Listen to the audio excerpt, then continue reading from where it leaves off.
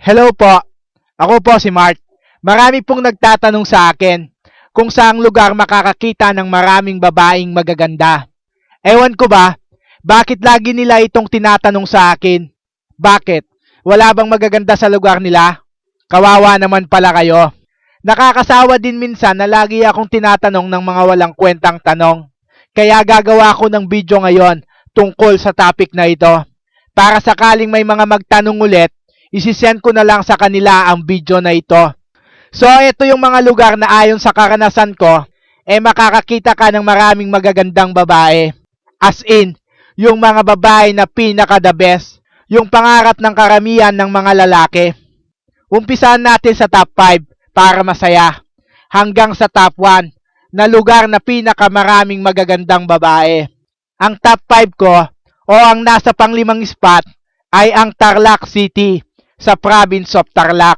Hindi masyadong marami ang mga babae na nakikilala ko sa lugar na ito. Pero dahil meron akong mga babae na dinidiskartehan sa lugar na ito, paminsan-minsan pumupunta ako dito para makipagkita sa mga dinidiskartehan ko at para makipag-date na rin sa kanila. At doon ko nakita na gaya ng Pampanga, marami ding magaganda sa Tarlac, lalo na sa Tarlac City. Tapos malulusog pa ang mga katawan nila. Kahit madalas sa kanila nagkukulang sa height, masasabi mo pa rin na the best sila kasi ang gaganda ng itsura nila. Parang hindi bagay yung lugar nila sa itsura nila. Parang ganon. Pasyal kayo sa Tarlac City para malaman nyo kung gaano kagaganda ang mga babae doon. Anyway, ang top 4 ko naman o nasa pang-apat na spot ay ang Makati City. Makati City kasi syempre alam nyo naman, maraming mga office girl dito. At halos ng mga magaganda sa Pilipinas na professional, halos dito nagtatrabaho. Tapos marami ding estudyante dito. Maraming taga-ibang bansa at iba pa. Kung naghahanap kayo ng lugar sa Pilipinas na may pinakamaraming magagandang babae, sa Makati kayo magpunta. Pinaka-the best ang Makati. Pero para sa akin, nasa top 4 lang siya. Kasi hindi ganon kadaling makakita dito ng mga babaeng wala pang karanasan. At halos sila may karanasan na. Kaya kailangan talagang bata pa lang yung dinidiskartehan mo para makasure na ikaw ang mauna. Kung gusto mo naman na madaling makakita ng mga babaeng wala pang karanasan, pumunta ka sa Bulacan, sa Malolos City, Bulacan, na siyang nasa top 3 para sa akin. Malolos City sa Bulacan. Maraming mga babae dito na magaganda at halos sila mapuputi. Minsan may matangkad, minsan may maliit, pero marami sa kanila malulusog ang katawan. Tsaka yung balat nila malalambot, parang ang sarap hawak-hawakan. Magaganda ang mga babae sa Malolos, Bulacan, kahit na hindi ganoon kadami yung mga matatangos ang ilong. Tamang timpla lang kumbaga. Kung ako ang tatanungin, kung paano ko i-describe ang mga babae sa Malolos, Bulacan, simple lang. Para silang batang babae na alagang-alaga ng mga magulang nila. Kadalasan sa kanila tahimik, malambing magsalita, at kadalasan sa kanila mahiyain. Kaya kung naghahanap ka ng mga babaeng hindi masyadong palakaibigan sa lalaki, sa Bulacan, marami kang makikita.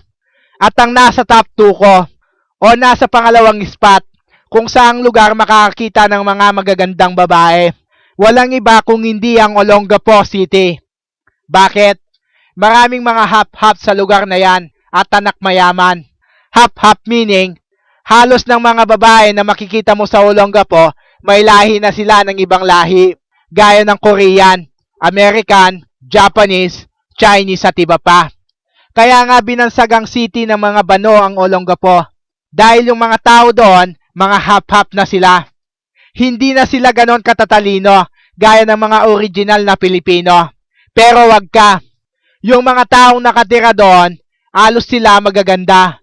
Kasi nga may lahi sila. Oo, maraming mga babae na pakawala sa Olongapo. Pero dito ka mas madaling makakakita ng mga first class na babae. Oo, maniwala kayo sa akin. Halos na mga first class na babae na nakikilala ko, taga Olongapo sila. Tanungin nyo man si Megan Yang na maraming gaya niya ang nakatira sa Olongapo. Okay. Punta tayo sa lugar sa Pilipinas na para sa akin, pinakamaraming magagandang babae. Pero bago ko sabihin ang lugar na ito, gusto ko munang malaman nyo na halos ng mga lugar sa Pilipinas napuntahan ko na. At alam ko, maraming magaganda sa Quezon City, sa Mandaluyong City, sa Pasay at sa buong Metro Manila. Ganon din naman sa Laguna, Cavite, Batangas, Pangasinan, Cebu, Baguio at Palawan. Pero top 5 lang kasi ang kinuha ko. Kaya pasensya na kung hindi kayo nasali. Kung may reklamo kayo, pumunta kayo sa Angeles City. Sa Angeles City sa Pampanga, na siyang nasa top 1 ko. O ang lugar sa Pilipinas kung saan makakakita ka ng maraming magagandang babae. At doon mo marirealize na hindi mo na kailangang ibida ang lugar mo pagdating sa paramihan ng mga magagandang babae. Kasi masyadong malayo ang agwat kung ikukumpara sa Angeles. Kung gusto nyong malaman kung totoo nga ba na sobrang daming magagandang babae sa Angeles City sa Pampanga, aba ano pa ang ginagawa nyo? Magbakasyon kayo doon para malaman nyo kung gaano sila kadami. Okay, nasagot ko na yung walang kwentang tanong na ito. Bakit walang kwenta? Kasi kung maghahanap ka ng maraming magagandang babae, mag-login ka lang sa Facebook account mo at marami ka nang makikita na magagandang babae na malapit pa sa lugar mo. Anyway, kung meron pa kayong gustong malaman tungkol sa pambababae o pagnenegosyo, i-message nyo lang ako sa aking Facebook account. Search nyo lang ang Usapang Diskarte at sasagutin ko ang mga katanungan nyo balang araw. Hanggang dito na lamang muna tayo mga Repa Pits. Hanggang sa muli, paalam.